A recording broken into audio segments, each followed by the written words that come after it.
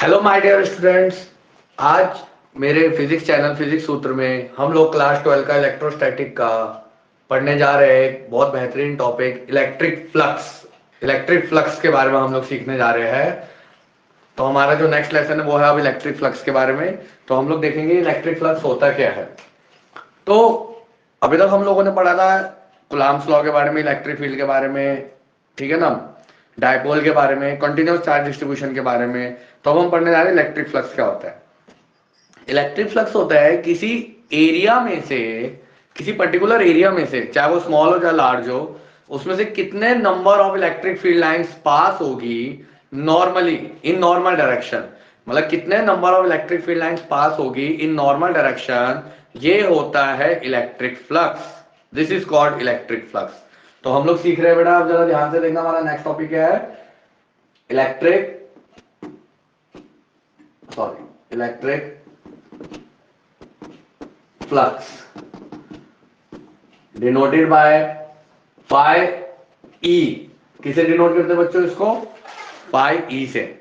तो phi E से जब हम इसको डिनोट करते हैं तो ये बताता है क्या है, ये बताता है कि हमारे किसी भी पर्टिकुलर एरिया में से कितने number of electric field line pass होगी, वो ये शो करता है। तो सपोज कर लीजिए आपके पास एक कोई पर्टिकुलर एरिया है, सपोज कर लीजिए कोई पर्टिकुलर एरिया है और ये क्लोज है, क्लोज एरिया होना चाहिए। सपोज कर लीजिए कोई पर्टिकुलर एरिया है ए। अब इसमें मैंने क्या कर लिया, एक स्मॉल एलिमेंटल पार्ट मान लिया, एक स्मॉल एलिमेंटल पार्ट मान लिया डी ए। आप डी ए भी लिख सकते हो और कई बुक्स में डी एस भी लिखा होता है, स्मॉल सरफेस एरिया। आप एक ही जगह पे एस भी लिख सकते हो, सरफेस एरिया। तो ये बताता है कि किसी भी पर्टिकुलर एरिया में से, ये इसका नॉर्मल डायरेक्शन हो गया, ये इसका नॉर्मल हो गया, तो किसी भी एरिया में से कितने number of electric field line pass हो रही है, इसको हम बोलेंगे electric flux in normal direction. ठीक है ना। तो इसकी डेफिनेशन क्या होगी बच्चों, जरा बताना। द जो मैंने अभी आपको बताया वो लिखना है, the number of electric field lines, the number of electric field lines passing through an area, normally to it, passing through an area normally to it is called, the number of electric field line passing through an area normally to it is called electric flux। इसको हम बोलेंगे बेटा electric flux, flux बोलेंगे। ठीक है ना। इसका डिनोशन होता है फाई ई, ई का मतलब इलेक्ट्रिक और फाई का मतलब फ्लक्स। तो इलेक्ट्रिक फ्लक्स। अब सपोज कर लीजिए हमारे पास कोई एक एरिया है, एक स्मॉल एलिमेंटल पार्ट है डी ए और डी एस, उसका नॉर्मल वेक्टर है एन कैप। अब बच्चों ये जो एन कैप होता है ना, ये एन कैप होता है नॉर्मल वेक्टर, नॉर्मल डायरेक्शन के लिए होता है ये। तो ये नॉर्मल यूनिट वेक्टर होता है। ये नॉर्मल यूनिट वेक्टर जो होता है बेटा, वो होता है एरिया के लिए। किसके लिए होता है ये? हमेशा एरिया के लिए। अब सपोज कर लो इससे इलेक्ट्रिक फील्ड लाइन पास हो रही है, मुझे नहीं पता कितनी हो रही है अभी, ठीक है। मान लो मैंने एग्जांपल के तौर पे मान लिया इलेक्ट्रिक फील्ड है ई और वो कुछ लाइन पास हो रही है एट एन एंगल थीटा। कितने एंगल पे हो रही है? थीटा एंगल पे हो रही है। तो इस ई के, जरा ध्यान से देखना बेटा, ये ई है इस तरह से, ये आपके पास उस एरिया का नॉर्मल है, ये जो एरिया हमने माना था उसका नॉर्मल है, ये एंगल है थीटा, ये एन कैप है। एन कैप किसका है बच्चों? एरिया का। याद रखना जो एन कैप होगा नॉर्मल वेक्टर होगा वो एरिया का होगा। इलेक्ट्रिक फील्ड की जो इंटेंसिटी है वो है ई। तो बेटा इसके ना दो कंपोनेंट आएंगे। पहला कंपोनेंट कौन सा आएगा? ई कॉस थीटा, जो अलोंग द एंगल आएगा। और दूसरा कंपोनेंट कौन सा आएगा बच्चों? वो आएगा परपेंडिकुलर टू कॉस थीटा। तो वो बन जाएगा आपके पास ई साइन थीटा। वो क्या बन जाएगा हमारे पास? ई साइन थीटा। अब जरा ध्यान से देखना, तो हमारे पास जो इलेक्ट्रिक फ्लक्स की जो डेफिनेशन बनेगी वो क्या बनेगी? देखो बच्चों, इलेक्ट्रिक फ्लक्स क्या होता है? The number of electric field lines passing through an area. Suppose करो एक एरिया है डी ए या डी एस, आप डी एस भी बोल सकते हैं। तो the number of electric field line passing through an area normally to it, जो नॉर्मल डायरेक्शन पे है। तो इलेक्ट्रिक फ्लक्स का क्या फॉर्मूला बनेगा फाई का? वो बनेगा ई, नॉर्मल वाला कंपोनेंट कौन सा है? Cos, E cos theta into DS या डीए, कुछ भी लिख लीजिए, स्मॉल सरफेस एरिया डीए लिख लीजिए या डीएस लिख लीजिए। तो इलेक्ट्रिक फ्लक्स का फॉर्मूला होगा number of electric field line passing through an area normally to it, और एरिया है स्मॉल डीएस। तो इलेक्ट्रिक फ्लक्स कितना आएगा, ये फॉर्मूले में आ जाएगा E D S cos theta, E D S cos theta. कई बुक्स में इसको ऐसे करके लिखा होता है, electric flux is denoted by E D A cos theta, E D A cos theta. आपके पास इसके दो फॉर्मूले आ सकते हैं, ईडीएस या ईडीए। अब जहां पे जो ये थीटा होता है बच्चों, ये थीटा होता है क्या है, जरा ध्यान से देखना। Theta is the angle between electric field lines and normal component of area, area का जो नॉर्मल कंपोनेंट होता है उसके बीच का एंगल होता है, ठीक है।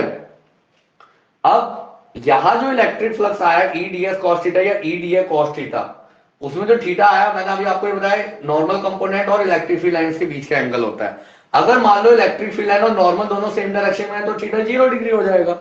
अगर इलेक्ट्रिक फील्ड लाइन और नॉर्मल एक दूसरे से कितने डिग्री पे हो, 90 डिग्री पे परपेंडिकुलर है तो वहां थीटा 90 हो जाएगा, और अगर अपोजिट है तो 180 हो जाएगा। एक बात और बता दूं बच्चों, जो नॉर्मल वेक्टर हम लोग लेते हैं ये हमेशा आउटवर्ड होना चाहिए किसी भी एरिया से। कोई भी पर्टिकुलर एरिया, चाहे क्रॉस सेक्शन एरिया है, चाहे कोई सा भी है, चाहे कर्व सरफेस एरिया, उसमें हमेशा आउटवर्ड होना चाहिए। अब कैसे होगा ये भी देखा जाता है। सपोज कर लो कोई क्रॉस सेक्शन एरिया है, सपोज कर लीजिए मेरे पास एक पेन है, इसका क्रॉस सेक्शन एरिया है ए, तो इसका जो वो बनेगा वेक्टर बनेगा नॉर्मल वेक्टर, वो बाहर की ओर बनेगा, ठीक है। एक स्पेयर है, स्पेयर का नॉर्मल वेक्टर जो होता है आप लोगों ने पढ़ा होगा वो रेडियली बनता है, रेडियली, तो रेडियस के अलोंग बाहर की ओर बनेगा। तो हमेशा जो नॉर्मल वेक्टर होगा वो हमेशा बाहर की ओर बना जाता है बच्चों। तो यहाँ पे जो थीटा आया वो थीटा क्या आया, angle between electric field lines and normal component of what, area, ठीक है बच्चों। यहाँ तक अगर आप ध्यान रखेंगे तो आपके लिए बहुत सही होगा, क्योंकि आगे चल के यही काम आने वाला है। तो हमारे पास फॉर्मूला है EDS cos theta, this is called electric flux. अब इलेक्ट्रिक फ्लक्स को हम लोग वैसे लिखते हैं, ऐसे नहीं है कि ईडीएस कॉस थीटा नहीं लिखते डायरेक्टली। हमेशा याद रखिए ये जो ईडीएस कॉस थीटा आया इलेक्ट्रिक फ्लक्स, ये आया स्मॉल एरिया के लिए। ये किसके लिए आया, ये जो फाई आया ईडीएस कॉस थीटा, ये आया for small area, for small area. तो हम लोग क्या करते हैं, for total electric flux, total के लिए हम लोग क्या करेंगे, इसको हम लोग इंटीग्रेट करते हैं ईडीएस कॉस थीटा, ऐसे ईडीएस कॉस थीटा। और उसको हम जब इंटीग्रेट करते हैं तो एक क्लोज लूप के लिए करते हैं। तो याद रखिएगा बच्चों, जो टोटल इलेक्ट्रिक फ्लक्स बनता है वो बनता है EDS cos theta with close integration, close loop integration. हम लोग इसको हमेशा क्लोज लूप इंटीग्रेशन के लिए करते हैं। तो इंटीग्रेशन में गोला ऐसे सर्कल बनाना पड़ता है, इसका मतलब हो गया कि वो लूप जो हो गया वो क्लोज हो गया, ठीक है बच्चों।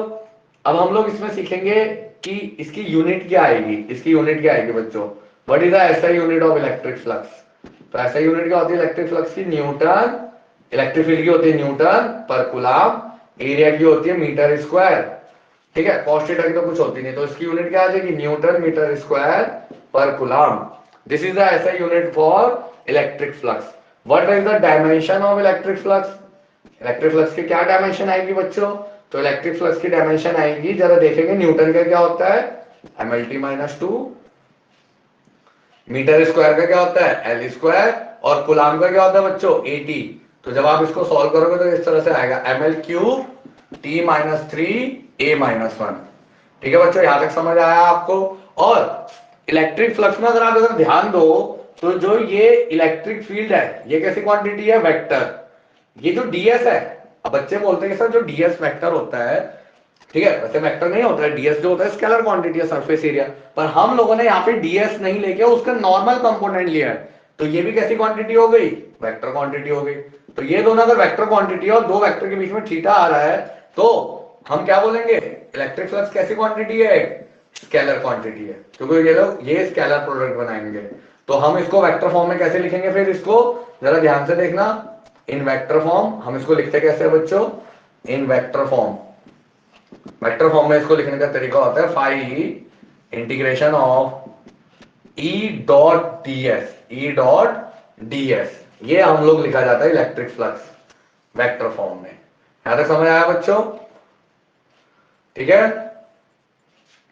तो हमारे पास आज हम लोगों ने अभी पढ़ा इलेक्ट्रिक फ्लक्स के बारे में कि इलेक्ट्रिक फ्लक्स क्या होता है। Electric flux is the number of electric field line passing through an area normally to it. इसका फॉर्मूला आता है ईडीएस कॉस थीटा या EDA cos theta, where theta is the angle between electric field line and normal of the area, normal component of area. और ये scalar quantity show करता है और इसका जो वेक्टर फॉर्म आता है वो आता है ई डॉट डी एस, यानी ये डॉट प्रोडक्ट शो करता है। क्या शो करता है बच्चों? डॉट प्रोडक्ट शो करता है। अभी हम लोग अब आगे सीखने वाले हैं इसमें कि हमारे पास अगर इलेक्ट्रिक फ्लक्स में जो एंगल है, अगर वो इलेक्ट्रिक फील्ड लाइंस के साथ नॉर्मल कंपोनेंट बना रहा तो कितना होगा, परपेंडिकुलर बना रहा तो कितना होगा, और अपोजिट होगा तो कितना होगा। तो अब हम लोग सीखने वाले हैं इसमें इलेक्ट्रिक फ्लक्स जो होगी वो कितनी कितनी होगी अलग अलग एंगल पे।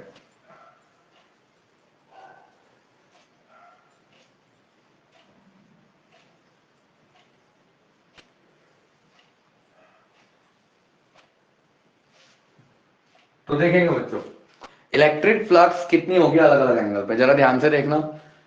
हम जैसे कि जानते हैं as electric flux is given by close integration of E D S cos theta. अगर हमने स्मॉल एरिया लिया है और अगर वो एरिया बड़ा हो गया तो हम उसको सिंपल बोलते हैं ई एस कॉस थीटा। आप चाहे तो इसको ई ए भी बोल सकते हो अगर वो बड़ा हो गया एरिया, ई ए कॉस थीटा, क्योंकि यहाँ पे डी एस की जगह पे डी ए भी लिखा हो सकता है। तो close integral of E D A cos theta. तो अब मान लो इसके अंदर केस नंबर 1 क्या है? केस नंबर 1 ये है कि अगर थीटा हो गया 0 डिग्री, केस नंबर 1 क्या बच्चों? थीटा कितना हो गया? 0 डिग्री हो गया। थीटा 0 डिग्री हो गया कहने का मतलब ये है कि सपोज कर लो आपके पास कोई एक पर्टिकुलर एरिया है ए, ठीक है, ये इसका नॉर्मल कंपोनेंट है एन कैप, तो इलेक्ट्रिक फील्ड भी उसी डायरेक्शन में आ गई। इलेक्ट्रिक फील्ड भी उसी डायरेक्शन में आएगी तो इलेक्ट्रिक फ्लक्स कितना आएगा?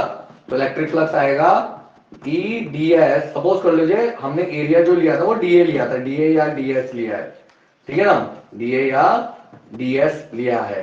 तो ई डी एस या ई डी ए कुछ भी बोल दीजिए, कॉस कितना डिग्री आएगा नॉर्मल कंपोनेंट और इलेक्ट्रिक फील्ड में, क्योंकि थीटा होता है angle between electric field and normal, तो कितना आएगा? सेम डायरेक्शन होने की वजह से 0 डिग्री। तो 0 डिग्री में कितना आएगा? ये electric field line into DS, यानी ये आएगा इलेक्ट्रिक फ्लक्स आएगा पॉजिटिव, ठीक है।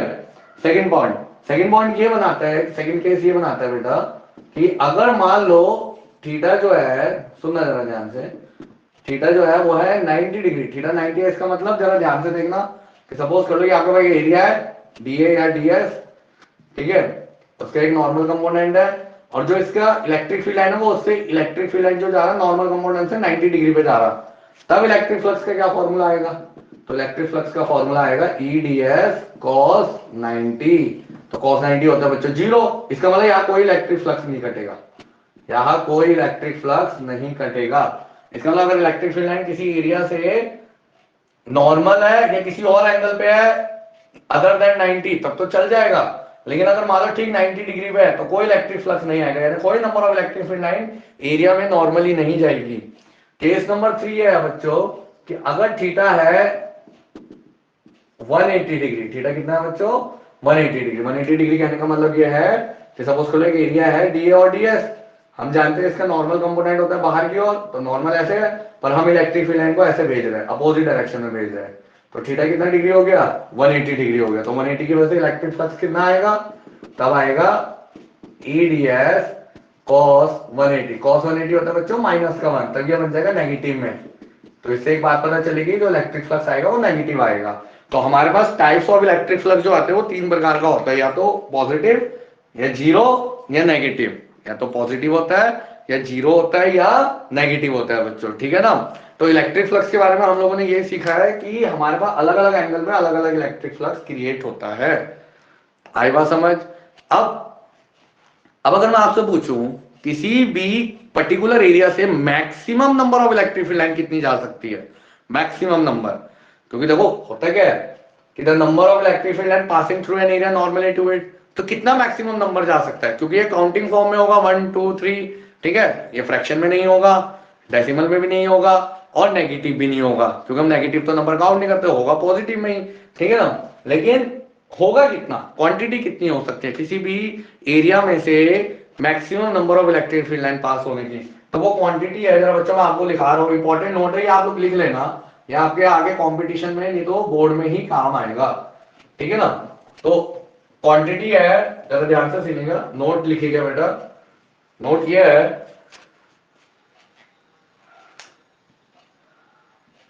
इंपॉर्टेंट नोट क्या है बच्चों?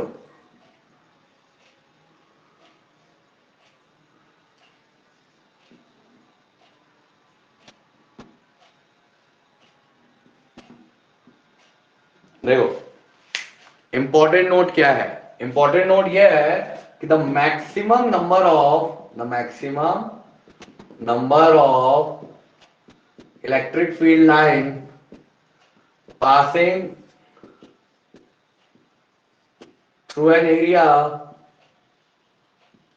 normally to it is 1 upon epsilon naught. 1 upon epsilon naught. 1 upon epsilon naught है maximum number of electric field line जो किसी पर्टिकुलर एरिया से पास हो सकती है, यानी कि दैट इज 1 अपॉन 8.85 इंटू 10 की पावर माइनस का 12, और आप चाहे तो उसको मॉडिफाई कर लो 10 की पावर 12 अपॉन 8.85, आप इसको डिवाइड कर लेंगे, आपको पता चल जाएगा उतने number of electric field line इसमें पास हो सकती है। तो कितने number of electric field line pass हो सकती है बच्चों? मैक्सिमम नंबर जो है वो है ये वाला 1 अपॉन एप्सिलॉन नॉट। ये आपको जरा ध्यान रखना है कि कितने number of maximum field line electric field line pass होगी किसी पर्टिकुलर एरिया में से। आई बात समझ? तो बच्चों आज हम लोगों ने सीखा इलेक्ट्रिक फ्लक्स के बारे में। Electric flux the number of electric field line passing through an area normally to it, और उसमें हम लोगों ने उसका फॉर्मूला भी सीखा, ठीक है ना। ये एक स्केलर क्वांटिटी होती है और इसमें कॉस कंपोनेंट आता है। आगे हम लोग अब अपने नेक्स्ट लेसन में सीखेंगे Gauss law of electrostatic. Gauss law के प्रूफ आते हैं कि कुलाम्स लॉ से उसका प्रूफ करके दिखाओ या कुलाम का नियम उस गॉस लॉ से प्रूफ करके दिखाओ, तो हम लोग वो सीखेंगे नेक्स्ट लेसन में। अगर आपको आज का मेरा लेक्चर पसंद आया तो प्लीज लाइक करिए, कमेंट करिए और सब्सक्राइब करिए, और जितना हो सके उतना शेयर करिए। Thank you.